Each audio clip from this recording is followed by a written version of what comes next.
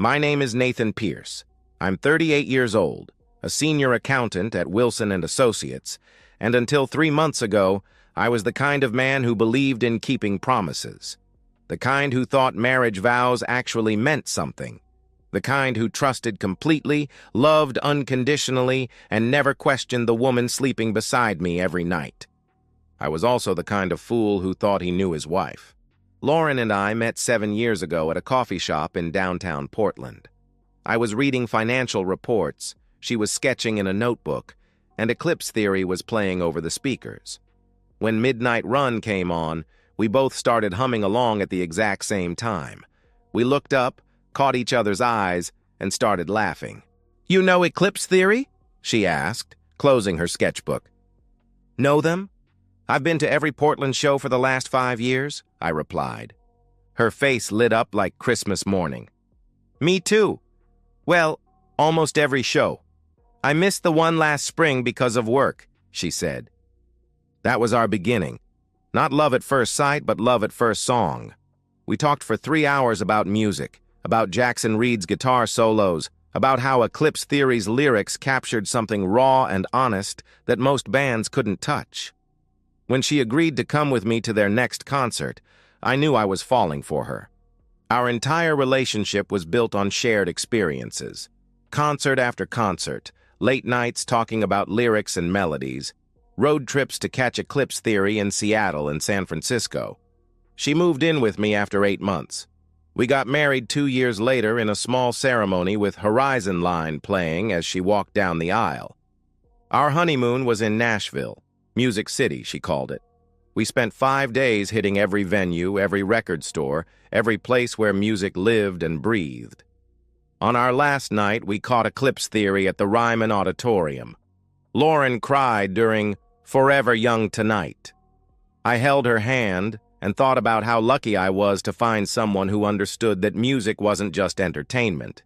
It was religion. Over 7 years of marriage, we attended 14 Eclipse Theory shows together. Every tour, every special performance, every time they came within driving distance, it was our thing, our tradition, the foundation of who we were as a couple. Lauren stopped working 3 years into our marriage. "I want to focus on building our home," she said, "making us a real family." I supported her without hesitation. I was pulling in $82,000 a year at the firm, enough for both of us to live comfortably. She filled her days with yoga classes, book clubs, shopping trips with her friends. I worked long hours, sometimes staying late to handle difficult clients or navigate complex audits, but I never minded. I was providing. I was building something stable for both of us. We were happy, or at least, I thought we were happy. Then came the announcement that changed everything. Eclipse Theory's Midnight Horizon Tour. 2 nights at the Paramount Theater in Portland. When Lauren saw the dates, she was ecstatic. She immediately started planning what to wear, talking about how close our seats would be, wondering if they'd play any new songs. I checked my calendar and felt my stomach drop. Quarterly audit. The week from hell that happens 4 times a year at Wilson & Associates. 16-hour days, mountains of paperwork, and absolutely no flexibility. The Paramount shows were Thursday and Friday night. I'd be buried in spreadsheets both evenings, probably not leaving the office until midnight. "Both nights?" Lauren's voice went cold when I told her. "Nathan, we've never missed an Eclipse Theory show." "I know, baby. I'm sorry. The timing is just terrible," I answered. "Can't you switch with someone? Take a day off?" she pressed. I explained about the audit, about the deadlines, about how Wilson had 3 major clients depending on our team to get their numbers right. She listened, but I could see something changing in her eyes. Something I couldn't name then. Looking back now, I can see it clearly. It was opportunity. "Why don't you take Megan?" I suggested. "She loves Eclipse Theory almost as much as we do." Megan was Lauren's childhood best friend, her maid of honor, the person who knew Lauren better than anyone except me. They'd grown up together, stayed close through college, and maintained their friendship even when life pulled them in different directions. "Megan?" Lauren considered this for a moment. "Yeah, actually, that could be fun." Girls' night out, she agreed. But something had shifted. The excitement in her voice was different now, sharper, more secretive. But I was so relieved to have found a solution that I didn't think too hard about it. Friday night, I was at the office until almost 11, buried in audit documentation and compliance reports. Around 9:30, I took a break and texted Lauren, "Have fun tonight. Tell the band I said hi, love you." She replied immediately, "Will do. Love you too. Don't work too hard." I meant every word of that text. She didn't mean a single word of her reply. I had no idea that as I typed those words, Lauren was already at the concert, already moving through the crowd towards something that would destroy our marriage forever. I had no idea that this was the last normal moment we would ever share. I trusted completely. I suspected nothing. I was working late, providing for our future, while my wife was choosing to obliterate it. I didn't learn what happened that night until the next morning. But I need you to understand exactly what went down while I was buried in spreadsheets, trusting my wife completely. What I'm about to tell you comes from Megan, the only person who witnessed Lauren's betrayal firsthand, the only person brave enough to tell me the truth. Megan picked Lauren up at 7 on Friday night. They'd planned to grab dinner before the show, maybe a drink or two to get in the mood. Lauren was electric with excitement, talking non-stop about which songs Eclipse Theory might play, whether Jackson Reed would do his signature guitar solo during Burning Bridges. They had excellent seats, front row, center stage, the kind of spots that cost a fortune but were worth every penny when your favorite band was performing. Lauren sang along to every word, her voice carrying over the crowd, her whole body moving to the rhythm. Megan told me later that she'd never seen Lauren so alive, so completely in her element. After the show, as they were gathering their things and preparing to leave, Lauren pulled out 2 VIP passes. "Where did you get those?" Megan asked. "Bought them online," Lauren said casually. "Thought it might be fun to meet the band." This was news to Megan. Lauren had never mentioned VIP passes, but she figured Lauren wanted to surprise her, maybe make up for me not being there. So they made their way backstage to the meet and greet area. The backstage lounge was crowded with other VIP ticket holders, but it didn't take long for Jackson Reed to notice Lauren. He was still in his stage clothes, black jeans, a vintage Eclipse Theory t-shirt, his signature leather jacket. His dark hair was messy from performing, and he had that post-show energy that made him magnetic. He zeroed in on Lauren immediately. "Hey," he said, appearing beside her with a beer in his hand. "You were singing along to everything tonight. I could hear you from the stage." Lauren's face flushed. "Really? I didn't think you could hear individual voices," she replied. "Trust me, I could hear you." "What's your name?" he asked. "Lauren," she answered. "Beautiful name." "I'm Jackson, obviously," he said with a smile. Megan told me later that she immediately felt uncomfortable, not because he was being inappropriate, but because of how Lauren was responding, like a schoolgirl meeting her crush. "Who'd you come with tonight?" Jackson asked, glancing at Megan. "This is my best friend Megan," Lauren said. "My husband couldn't make it. Work stuff." Jackson's smile didn't falter when she mentioned me. If anything, it got wider. "His loss," he replied. More time for us to talk. They talked for over an hour, Jackson asking Lauren about her favorite songs, her favorite albums, how long she'd been a fan. Lauren hanging on his every word, laughing at everything he said, touching his arm when she wanted to emphasize a point. Megan felt like a third wheel, but she stayed close, some instinct telling her that something wasn't right. Around midnight, as the meet and greet was winding down, Jackson leaned in close to Lauren. "Hey, a few of us are hanging out in the green room for drinks. Want to join us?" he offered. Lauren's eyes lit up. "Really?" "Yes, absolutely," she answered immediately. She turned to Megan. "Is that okay? Can you wait for me? It'll probably just be like 30 minutes, she asked. Every instinct Megan had screamed that this was wrong.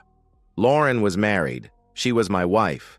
But Megan also knew that if she objected, Lauren would probably go anyway and just be angry at her for causing drama. "Okay," Megan said reluctantly, "but don't be too long."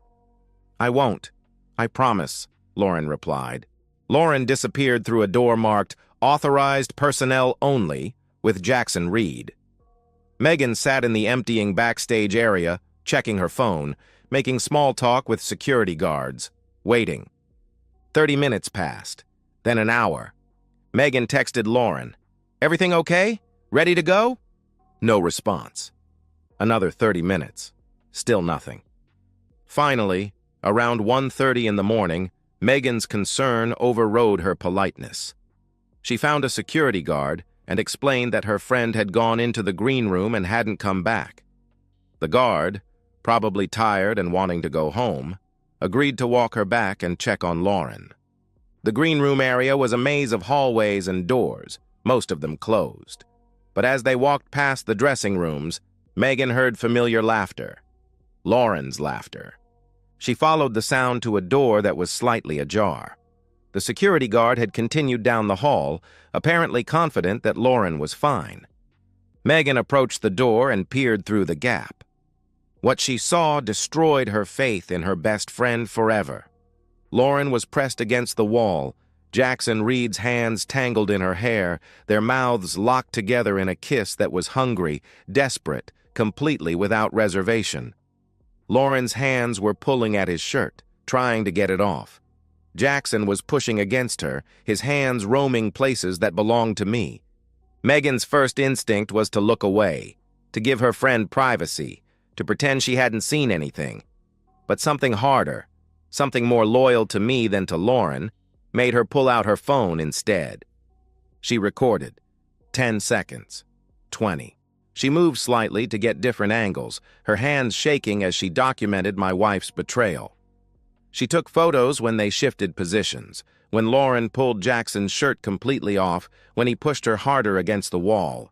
She got it all. Then she backed away quietly, her heart pounding, her stomach sick. She texted Lauren, "Not feeling well, heading out, talk to you tomorrow." She didn't wait for a reply. She walked out of the Paramount Theater, drove home, and sat in her car in her driveway for an hour, staring at the videos on her phone. Megan told me later that she didn't sleep that night. She kept thinking about me, working late at the office, completely unaware that my marriage was being destroyed a few miles away. She thought about our 7-year relationship, our wedding, all the Eclipse Theory concerts we'd attended together as a couple. She thought about Lauren, her childhood friend, the person she'd trusted with her deepest secrets, throwing away everything good in her life for one night with a musician who probably wouldn't remember her name by morning. And she made the hardest decision of her life. She chose truth over friendship. She chose me over Lauren. That decision saved me. Saturday morning, 7:30 a.m. I was back at the office, third cup of coffee already burning through my system, drowning in audit reports that needed to be filed by Monday. The quarterly audit doesn't stop for weekends, doesn't care about your personal life, doesn't give you room to breathe until every number is verified and every document is signed. My phone buzzed. Text from Megan. "Can you call me when you get a chance? Need to talk to you about something?" I figured she wanted to tell me about the concert.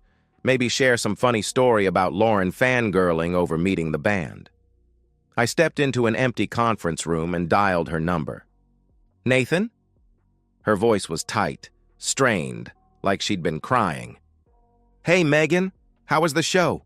Did Lauren have fun?" I asked. "Nathan, I need to tell you something. And it's going to be really hard to hear," she said carefully.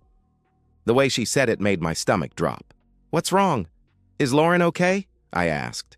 "Lauren cheated on you. Last night. With the guitarist. With Jackson Reed. I saw them. I recorded it," she said, her voice breaking. The words hit me like physical blows. For a moment, I couldn't process what she was saying. Lauren cheated. My Lauren. My wife of 7 years, who cried at our wedding, who called me her soulmate, who'd never given me a single reason to doubt her. "Are you sure?" I heard myself asking. "Maybe it just looked—" "Nathan, I'm sending you the videos right now. I'm so sorry, she interrupted. My phone buzzed. 3 video files, 4 photos. I opened the first video with shaking hands. There was my wife, my Lauren. Kissing another man like her, life depended on it. Hands in his hair, pulling his shirt off, pressing against him like I didn't exist. Like our marriage didn't exist. Like 7 years of love and trust meant nothing. I watched all 3 videos, looked at every photo, different angles of the same betrayal. Clear, undeniable, devastating proof that the woman I loved, the woman I'd worked late to provide for, had chosen to destroy us for a stranger. I didn't scream. I didn't break down. I didn't throw my phone or punch the wall or collapse in grief. Instead, something ice cold settled in my chest. Crystal clear thinking. Perfect, surgical calm. I called my attorney. Robert Hayes had handled my business contracts for years. He was expensive, ruthless, and brilliant. He answered on the second ring. "Nathan, it's Saturday morning. What's going on?" he asked. "I need to file for divorce. Today. This morning," I said. "Whoa, slow down. What happened?" he replied. "My wife cheated on me. I have video evidence, multiple videos. I need her served with papers as soon as possible," I explained. "Send me everything you have.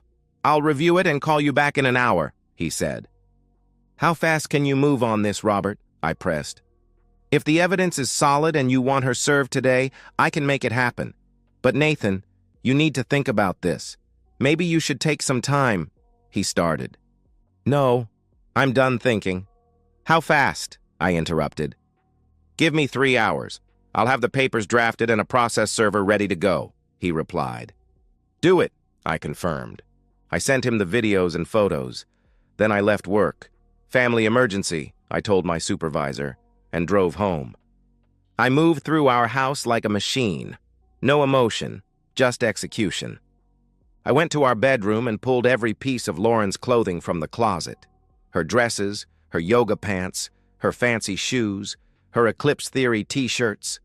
Everything that belonged to her, everything that carried her scent, everything that reminded me of the woman who'd just obliterated our marriage. I emptied her dresser drawers, her toiletries from the bathroom, her jewelry from the nightstand, her books from the living room shelves, those stupid Eclipse Theory posters she'd hung in our spare room, the ones that now made me sick to look at. 12 black trash bags, 7 years of shared life reduced to garbage on our front lawn. Then I made the calls that would ensure Lauren had nowhere to run, no one to lie to, no way to control the narrative. First, her parents, Richard and Donna Holland, who'd welcomed me into their family, who'd called me the son they never had, who'd trusted me to take care of their daughter. "Richard, it's Nathan," I said when he answered. "Nathan, how are you? How's our girl?" he replied warmly. "I'm calling to let you know that I'm divorcing Lauren. Today. She cheated on me last night," I said directly. Silence. Then, "What?" "Nathan, that's not possible. Lauren would never," he started. "I'm sending you the videos right now. I wanted you to hear it from me before she shows up at your house with lies," I interrupted. I sent them the same evidence I'd sent to Robert. Richard called me back 10 minutes later. "Oh my God," he whispered. "Oh my God, Nathan, I'm so sorry. I wanted to warn you. She's going to come to you for help. She's going to try to make this my fault somehow. Don't let her," I said. "We won't." "Jesus Christ, what was she thinking?" he asked. "I don't think she was thinking at all," I replied. I called Lauren's sister Jessica in San Francisco, her brother Mike in Denver. I sent them all the evidence, gave them all the same warning.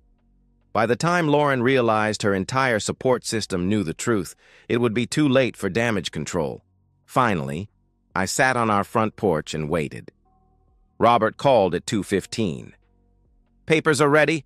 Process server is en route to your house. Where's Lauren?" he asked. "No idea.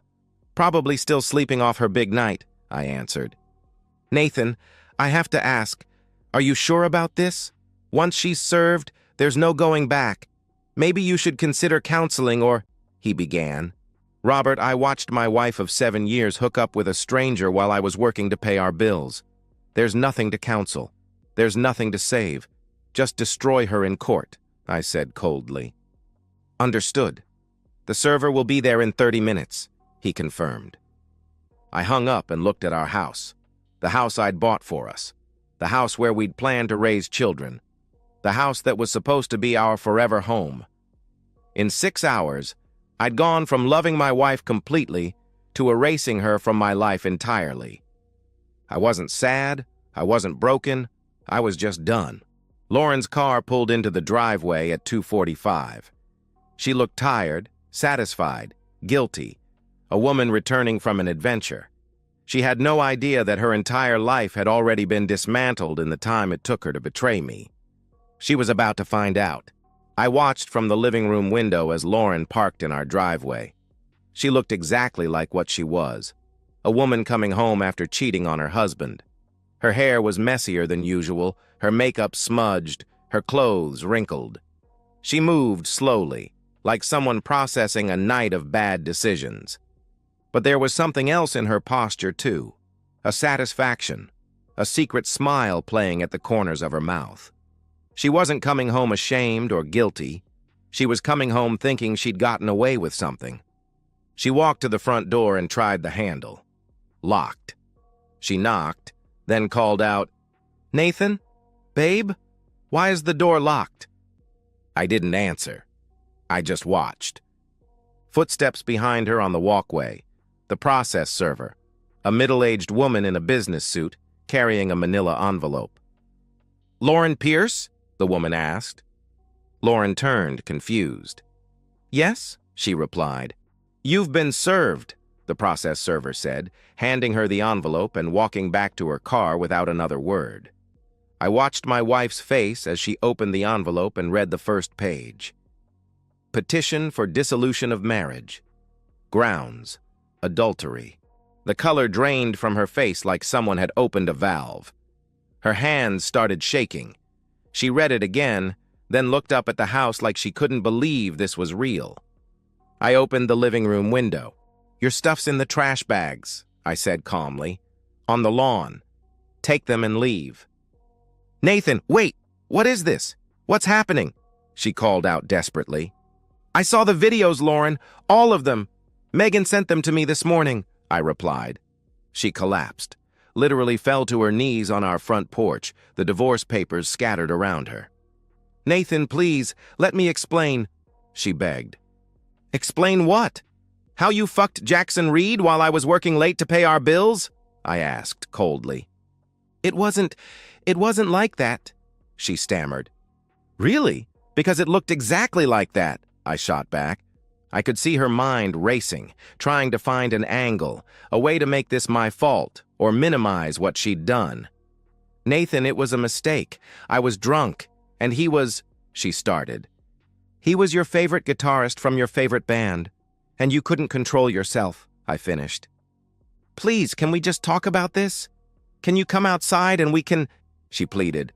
"No, we're done talking. We're done with everything. Take your stuff and leave," I said firmly.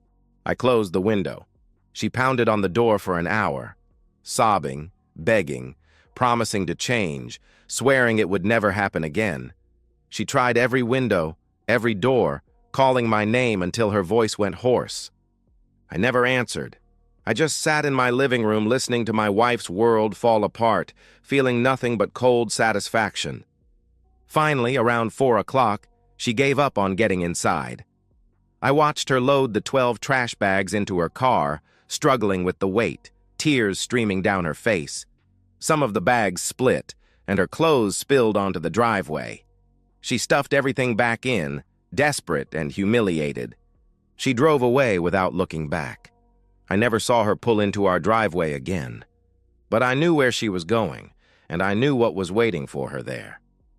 Lauren went straight to her parents' house, probably expecting sympathy and shelter. She rang the doorbell, and Richard answered with a stone face. "Dad, please, I need to—" she began.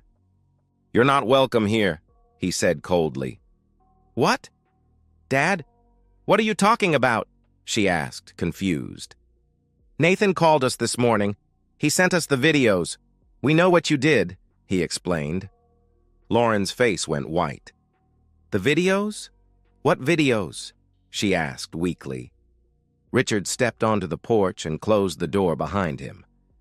"The videos of you cheating on your husband, the man who's loved you for 7 years, the man who worked his ass off to take care of you while you were messing around with some musician," he said angrily. "Dad, you don't understand," she tried. "I understand perfectly. You threw away the best thing in your life for one night with a stranger. You humiliated yourself, you humiliated your husband, and you humiliated your family," he replied harshly. "Please, I just need a place to stay while Nathan and I work this out," she pleaded. "There's nothing to work out. Nathan's divorcing you, and frankly, I don't blame him. You made your choice last night. Now live with it," he said, stepping back toward the door. Richard went back inside and shut the door. Lauren stood on her parents' porch, completely alone, with nowhere to go. She tried calling her sister Jessica, her brother Mike, old friends from college. One by one, they either didn't answer or told her they couldn't help. Word travels fast in small circles, and I'd made sure everyone who mattered knew the truth before Lauren could spin her own version. By evening, she was checked into a cheap motel off the interstate, paying with a credit card that I would cancel the next business day. I found out later that she tried calling me that night. 47 missed calls. I'd already blocked her number. Sunday morning, she showed up at the office building where I work, waiting in the parking lot for me to arrive. Security escorted her off the property after I explained that my soon-to-be ex-wife was harassing me. She tried one more time at the house on Tuesday, but the locks had already been changed. She sat in her car across the street for hours, just staring at what used to be her home. A patrol car showed up around dinner time. Apparently, one of the neighbors had called about a suspicious vehicle. When the officer ran her plates and realized she was my estranged wife, he gave her a choice: leave voluntarily or be arrested for trespassing. She left. That was the last time I saw her face to face. I wasn't triumphant. I wasn't broken. I was just resolved, clean, free. The divorce took 3 months to finalize. She tried to fight it, tried to claim the adultery evidence was somehow inadmissible, tried to get half of everything despite being the one who destroyed our marriage. She failed. 3 months later, on a rainy Tuesday morning in October, I signed the final divorce decree. 7 years of marriage officially dissolved. Lauren Pierce became Lauren Holland again, though I doubted the name change would erase what she'd done or who she'd become. I kept everything: the house, my retirement accounts, my savings, even my Eclipse Theory vinyl collection. Oregon is a no-fault state, but when you have video evidence of adultery and a spouse with no income or assets to speak of, the division of property becomes pretty straightforward. Lauren's attorney, a public defender she couldn't really afford, advised her to take whatever settlement I offered rather than fight a battle she couldn't win. She took it. I'm dating again now. Slowly. Carefully. There's a woman named Sarah who works at the bookstore downtown. We've had coffee a few times, dinner twice. She's kind, honest, divorced herself. She understands that trust is something you build carefully, brick by brick. Megan remains one of my closest friends. We meet for coffee sometimes. She still apologizes for that night. "You saved me," I tell her every time. "Without you, I might have lived in ignorance for years. You gave me back my life." Lauren lives in a 1-bedroom apartment across town now. Works retail, her first job in years. Her parents haven't spoken to her since the divorce was finalized. Most of our mutual friends chose sides, and most chose mine. She sends Megan hateful texts sometimes. "You ruined my life." Megan blocks her. I heard through the grapevine that Lauren tried to reconnect with Jackson Reed. He ghosted her. She was just another groupie. He never cared. I'm 38, divorced, and I'm okay. Better than okay. My advice to anyone reading: surround yourself with people who tell you the truth, even when it hurts. And if someone betrays you, walk away clean. No second chances, no what-ifs. Life's too short for people who don't deserve your loyalty. I don't hate Lauren anymore. I don't think about her at all. And that's the best revenge. I went to another Eclipse Theory concert last month with Sarah. We had great seats, and when Jackson Reed played his guitar solo during Burning Bridges, I felt nothing but appreciation for the music. Sarah held my hand during Forever Young Tonight, and for the first time in years, the music meant something pure again. When the show ended, Sarah asked me what I thought. I think, I said, that was exactly the concert I was meant to see. Sometimes the best revenge isn't what you take from someone who betrayed you. Sometimes the best revenge is simply being happy without them. And that's the end of today's story. If you enjoyed it, please give this video a thumbs up and drop a comment below. Your support helps the algorithm push my content further. If you're new to the channel, don't forget to hit that subscribe button. It really helps me keep creating more stories for you. Thanks for watching, and I'll see you in the next one.